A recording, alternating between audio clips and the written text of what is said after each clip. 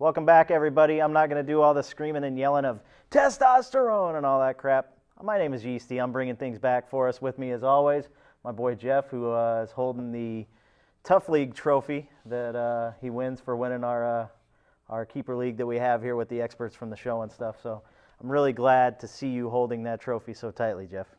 Yeah, there's nobody who's going to pull it out of my dead end. I'm going to move on past that since I'm in control of things now and you're molesting that trophy, bro. Let's just go ahead and get to Arizona and Seattle. What do you think about this game, man? Well, you know, I was really impressed with the way that Sean Alexander ran the ball in their last game. That was a good day out of him to have his first game back. Mm-hmm. I thought that, you know, just 60 yards and a touchdown is still pretty good for a guy who's coming off of the knee tweak that he had. And I think that as the season grinds on, they're going to continue to feed him the ball. They want him to be going at a high level when they enter the playoffs. So I like Alexander this weekend. I'm a little concerned about the 3 yards per carry average that he had, though. I mean, it was 20 carries for 65 yards and a touchdown. Maurice Morris comes in and breaks off a long touchdown run. I think he had 5 or 6 carries for about 70 yards. I mean, so you really think Sean Alexander's the play? You know, I like him. You know, to me, Maurice Morris is going to be a little more inconsistent. Like, you never can tell if he's going to go big. And not only that, but Alexander had several 1-yard gains. Okay, his average came because there were a number of longer gains too. Okay. So, and his touchdown was really nice. The reason I like him is because he's running hard, like he's got some heart in his steps. And I think that he's going to be really wanting to get things going on the ground. Their passing game, I like it because Hasselbeck is playing so well. Mm-hmm. But you never can tell what receiver is going to get the ball. Yeah, you never really know. Bobby Ingram at this point, 74 catches out of a number 3 wide receiver. Bobby Ingram with 4 touchdowns on the year as well, about 850 yards. Yeah. He's been the most consistent. Deion Branch, now that he's back and healthy, is probably going to be your best bet as far as wideouts. Arizona gave up a lot of yards on the ground to Jamal Lewis last week. So whichever running back is rolling, hopefully if you have Sean Alexander, you have Maurice Morris to go with them. So, you know, they're like you have to pick your poison right there. They're not a poor. I can see where you're going. Poor man's purple. Is that what you're saying? Yeah, they're like a poor man's purple committee, you know. I mean, we always bring the show back to AP all day, and it's just like, you know, Alexander wishes he could be as good, you know. I hear you. Last week against Cleveland, Kurt Warner had a decent game. Not nearly as good as I thought they were going to do against the Browns. Anquan Bolden left with a dislocated toe. Bryant Johnson stepped in nicely for Larry Fitzgerald with 6 catches for 80 yards and a touchdown. And Fitzgerald killed owners. Yeah, he did. They didn't really announce that. Well, you know, they had it out Sunday. I've got Fitzgerald in the league that I run, and I was able to picked up Bryant Johnson early Sunday morning. So it was out early enough to where it was a late start. I picked up Bryant Johnson just to make sure I could go with either one. So Bryant Johnson put me over the top in my league and allowed me to sneak into the division. So Bolden probably not going to play. Fitzgerald probably will. Bryant Johnson will slide over to Bolden's spot. He makes a decent play against this Seattle defense. As far as kickers and defenses go, if you have one of those guys, I really wouldn't play. I wouldn't play one of the defenses. I like kickers, I don't really care about. I think that Arizona's going to get crushed, man. Walloped. Wow. You really? I do. I think Arizona stay within a touchdown. I mean, they've had a couple of lucky wins. You know, I mean, they lost to the Niners in a unlucky fashion, but. Yeah. You know, the whole push out on Kellen Winslow Jr., Arizona shouldn't have brought that victory home. Yeah, I guess I see it. But, I mean, as a Browns fan, I'm not complaining much. They weren't in a position to win that game anyways. Sure. So, moving on to go at Tennessee. You know, the Titans, they haven't played very well the last couple of weeks. They've been up and down. Lindale White left with a shoulder injury, has a finger issue as well. Chris Brown got some decent amount of carries. LaDainian had a huge game last week for the Chargers. What do you see coming out of this game? I like LaDainian again. Obviously, you want to continue rolling with the hot hand. I think he's going to get it going on the ground. Even though Tennessee stops the run very well, they don't have Albert Haynesworth going right now, or is he getting? He came back and played last week, and when that defense is a lot better with Albert Haynesworth there. So if you're a LaDainian owner, you're going to play him regardless. You know, but Albert Haynesworth makes a big impact on that defense. So if you're looking for a defense fill-in, Tennessee might make a decent play against Phillip Rivers, who's been known to turn the ball over quite a few times. So, you know, take a look and keep your eye on that as well. I like San Diego in this game. I think they're going to bring the victory home, and I think it'll be a team effort. So I actually think that Phillip Rivers will have a decent day, perhaps a couple of interceptions, but overall I think his production will be good enough for you to you know, serve in your fantasy matchup in the playoffs. Speaking of a guy that killed people last week, you were talking about Fitzgerald. Antonio Gates last week, 1 catch for -1 yard. Oh, goodness. So if you're in a points per reception league, then you got a point for Antonio Gates, maybe half a point depending on your scoring. If you're not, you got negative points from Antonio Gates. That's usually something that you don't count on. Yeah, that's a bummer. On the Tennessee side of the ball, do you play Vince Young? I really don't think that Vince Young has become a startable quarterback, especially in your playoff push.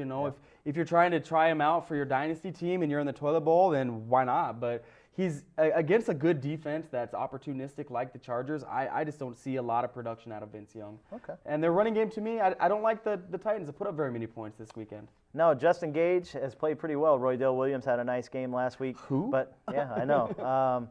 But Antonio Cromartie's having a Pro Bowl type season. We were just talking about it off camera, and that secondary has really stepped it up. Quentin Jammer and Antonio Cromartie, they're playing very well. I don't really think you can play anybody other than Rob Baronis as far as the offensive side of the ball for the Tennessee Titans at this point. Yeah. Moving on to Carolina, they go to Jacksonville, and what's going to be quite possibly the most boring game of the weekend, in my opinion. Yeah, I think you're right. I don't know if it's going to be Vinny Testaverde. Probably going to be Vinny Testaverde for Carolina.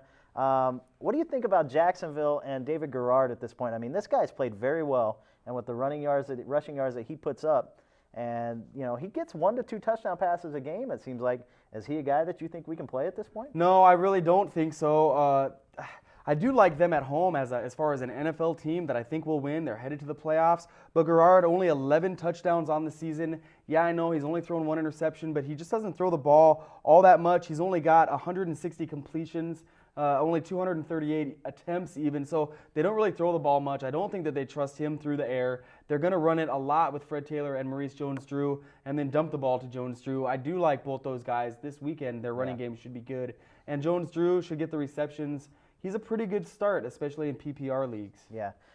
Depending on your scoring at quarterback, the league that I run is 30 yards for passing the ball. I'm sorry, I was going to say running. I don't know why. Sure. 30 yards for passing, 10 yards for rushing, 4 points for a passing touchdown, 6 points for a rushing touchdown. Garrard averaging about 15 to 19 points a game. So look at your scoring, see if Garrard can work for you. As far as running the ball for the Panthers side of the things, both D'Angelo and Deshaun Foster both had quite a few carries, both netted a touchdown last week. Who do you go with at this point? I don't go with either. I really don't like Carolina at all in this game. If you're depending on any of your Panthers to win in your playoff game, I think you're going to be coming back disappointed. This is a team that is really in the tank compared to what we thought they could do in the preseason. I think this could be a low point for them, and I think there's a chance that they just get crushed. Yeah, I don't even think you can really start Steve Smith at this point. Too. Rasheed Mathis will probably be blanketed on him, and if Testaverde goes out with a stiff back or arthritis or erectile dysfunction, whatever he goes out with. I'd rather have Chili Verde than Testaverde at this point. You got to be careful with Steve Smith. Chances are most owners that have Steve Smith were heavily invested in. They're probably not in the playoffs anyways at this point. So moving on to our next game, the Giants go to Philadelphia.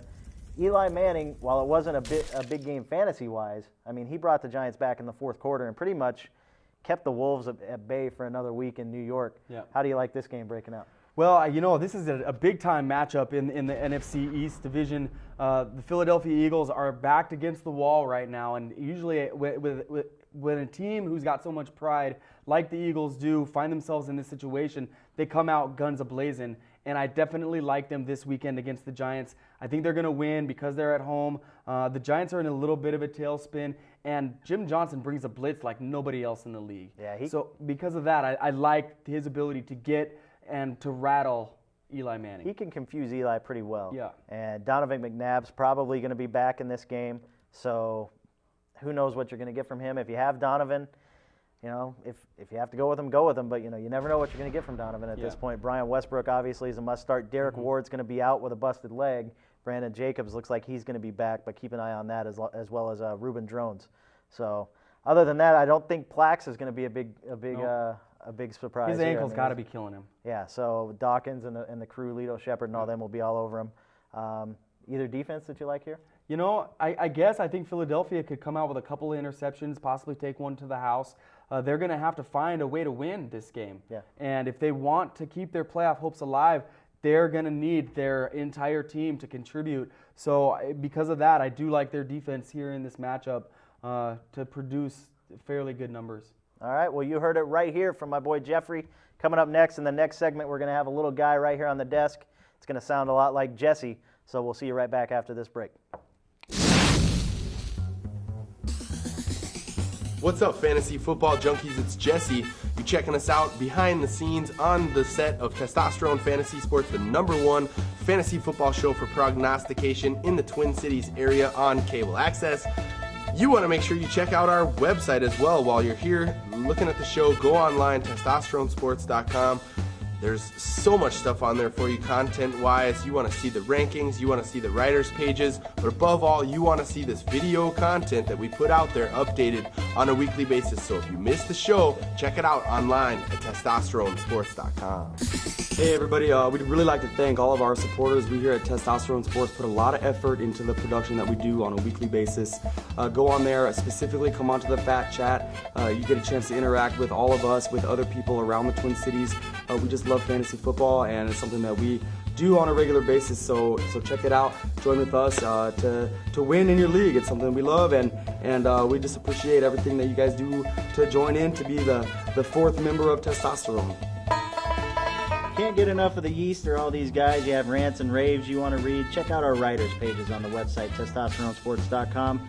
I go off on a weekly basis. Jeff brags about how good his team is in our league. Jesse has some crazy stuff on there. There's a guy named Will who drops some things I can't talk about on television. Check out our writers' pages, testosteronesports.com, for a little more of the yeast.